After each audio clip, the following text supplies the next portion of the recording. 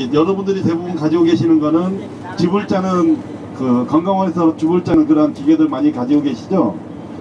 그것을 짜가지고 파우치에 많이들 담아서 파시는 것 같아요. 그런데 그 파우치를 가지고 가공 허가를 받아 가지고 그 동일한 파우치, 그러니까 기성품이라고 하죠. 기성품 파우치를 사용해서 판매 행위를 할 경우에도 식품위생법상의 문제가 됩니다. 정확하게 파우치에도 그 내용물에 성분 검사한 것과 그리고 영업 허가 받으신 거와 사업자 주소와 연락처 그리고 고객 응대할 수 있는 전화번호를 반드시 기재하셔서 만드셔야지 파우치로서의 식품 허가 기준에 인정이 됩니다. 이거를 지키지 않으시고 하시는 거에 대해서는 반드시 법적인 책임을 받으시게 되고요.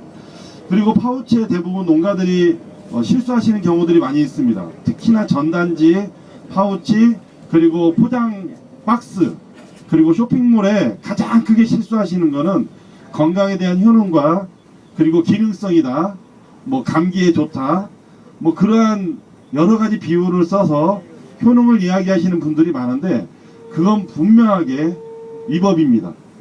반드시 위법이고요. 그걸 반드시 쓰셔도 안 됩니다. 쇼핑몰에 그러한 용어를 쓰시면 운 좋아서 안 걸리시는 데들은 참 많더라고요.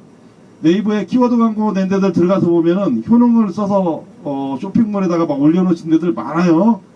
그러다 보니까 여러분도 똑같이 합니다.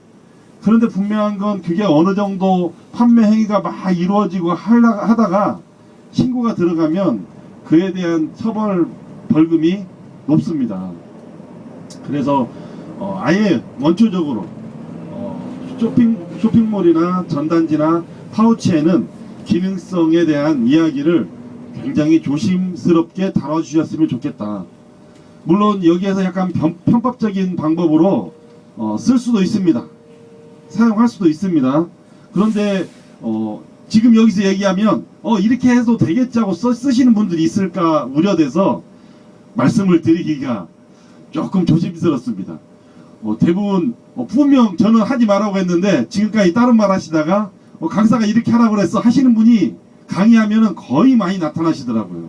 그래서 저에게 책임 소지를 묻습니다. 문제가 발생하면 선생님이 그렇게 하라고 했지 않습니까? 분명 저는 하지 말라고 그 앞에 얘기했거든요. 그런데 이렇게 피해갈 수 있는 방법들은 있는데 이렇게 쓰면 어떻겠냐라고 했는데 그 앞부분은 안 들으시고 뒷부분만 들으시고 선생님이 쓰라고 했다 책임져라 하는 분들이 있습니다. 그래서 제가 이렇게 이제 편법적인 방법도 얘기를 안 한 지가 상당히 오래됐습니다. 말이 분명 나오더라고요. 많은 분들이 듣다 보니까.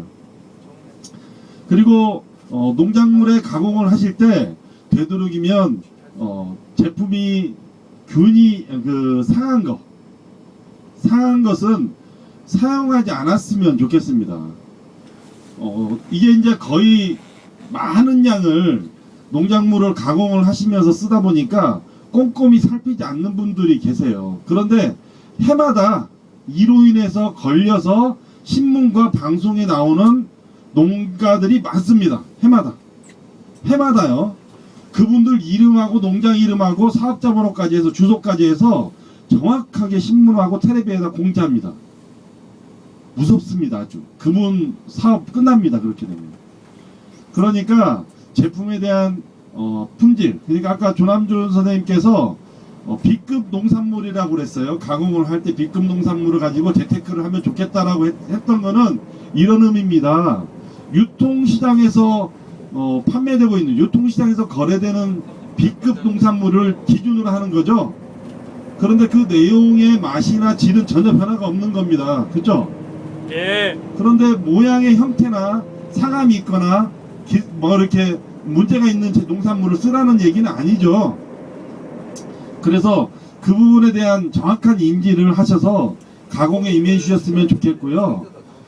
가공을 하시고 나서 가공에서도 여러 가지가 있습니다. 이제 살균법에서는 60도 저온 살균법이 있고 100도씨 고온 살균이 있고 그리고 뭐 다양한 살균법들이 있는데 요즘 같은 경우는 참 좋은 것들이 많이 있습니다. 그래서 아주 보이지 않는 약품 조금만 넣어서도 살균을 하는 것들이 많아요.